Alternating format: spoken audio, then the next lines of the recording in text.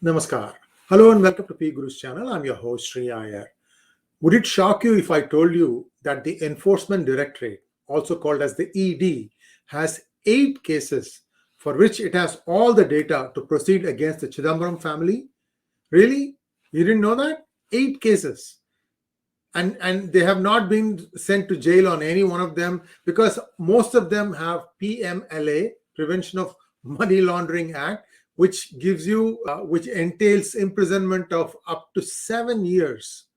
And they are just roaming free, making statements, acting, very moral and so on and so forth. Would you like to know which 8 scams these are?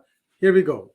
The first one is INX Media. We all know the INX Media case well because this is the case in which Chidambaram, having unsuccessfully tried for a bail for the 26th or 27th time, he was put in jail for 106 days.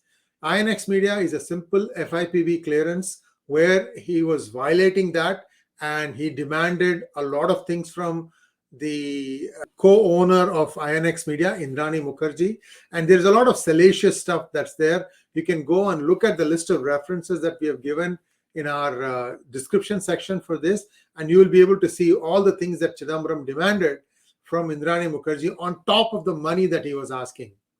Next, Aircell Maxis. In Aircell Maxis, the problem was that Maxis wanted to own 100% or 99.99% of the Indian subsidiary, and according to the rules, it was not allowed. So Mr. Chidambaram went around, bent the rules to make it happen. And the consideration in this was a huge, whopping sum of $543 million. Huge, guys, huge. Next, we are looking at the latest one about the Chinese business visas, 263 of them being illegally routed for a consideration of close to $100,000 for the Karti Chidambarams, and Chidambaram was the home minister at that point of time, and it was the kickback came from the Vedanta group led company into Karti Chidambaram's coffers through their chartered accountant Bhaskar Raman, who is currently in jail for that purpose. Next, we have IKEA. IKEA was an interesting case in that they needed to set up a meeting to meet with Chidambaram. I don't remember if it was the finance minister at that point or the home minister, and a cool meeting fee was charged and it was given to Karti Chidambaram. The same with Diageo Spirits, which ended up taking a big stake in Vijay Mallya's liquor company. And same thing again. In fact, there is an email where they thank Karti Chidambaram for making the meeting happen and also saying that here is a check for $15,000 US dollars. Next one is SARDAS scam. In SARDAS scam, it is Nalini Chidambaram who is under the ED scanner, and the amount of bribe involved is close to $6 million. And then you have Air India. Now, this is a very interesting problem.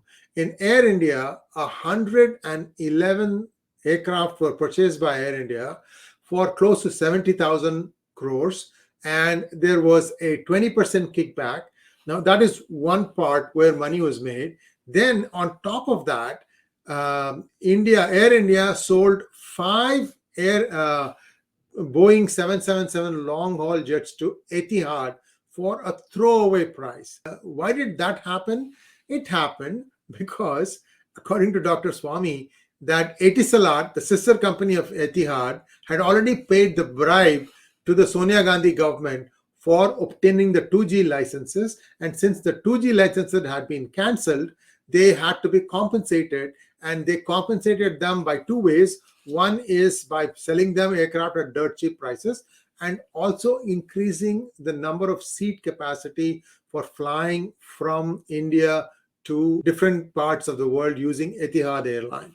The last but not the least, WASAN Eye Care, again interesting FEMA violations up to $350 million. And there's also a whole bunch of stock manipulation where stocks were sold at ridiculous prices to Karti's company Advantage. So these are all telling us that this is just the beginning of this empire of financial illegal asset acquiring that Chidambaram has done. You also have the NSE, NDTV. There's also the case of the different 23 foreign bank accounts in 14 different countries. I'm sure by now most of them have been closed. The charges came up in 2017 first, and they did nothing about it. So this government has no fig leaf to cover itself, I tell you. There are so many scams, and each and every one of them, 7 years. You just add how many years Chidambaram would have to go to jail, or the family would have to go to jail. They'll be dying in jail. And still, so benevolent this government is that they haven't sent them on to jail for anyone. This is where it becomes really, really sad. What is it that Chidambaram has on the Modi administration that is preventing the Modi government from going after this fellow and putting him behind bars?